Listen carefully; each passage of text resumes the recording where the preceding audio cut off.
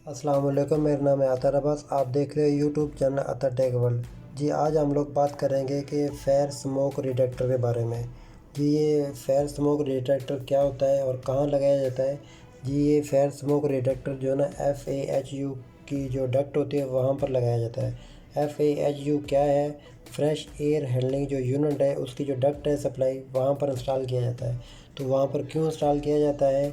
तो वहाँ पर इसलिए इंस्टॉल किया जाता है कि जब मतलब कि FAHU रन होता है, चलता है जब, तो डक्ट में जो एयर गुजरती है, जब मतलब कि फायर होगा या स्मोक होगा या फिर उसके बेल्ट की मतलब कि स्मेल आएगी या फिर अंदर से फायर होगा, तो ये जो है ना फेयर स्मोक डिटेक्टर जो है ना उसको कमांड देगा फेयर पैनल को। तो फेयर पैनल जो है ना ये FAHU जो कंट्रोल पैनल है उसको कट ऑफ करा देगा। तो इसलिए ये होता है फेयर स्मोक डिटेक्टर। तो इसलिए दोस्तों ये लगाया जाता है। तो उम्मीद है कि वीडियो अच्छी लगी होगी। तो लाइक कर देना, कमेंट्स कर देना। अगर आप मेरे चैनल पे न्यू हैं तो सब्सक्राइब कर दीजिएगा। जज़ाकल्लाह खैर। अल्लाह हाफिज़।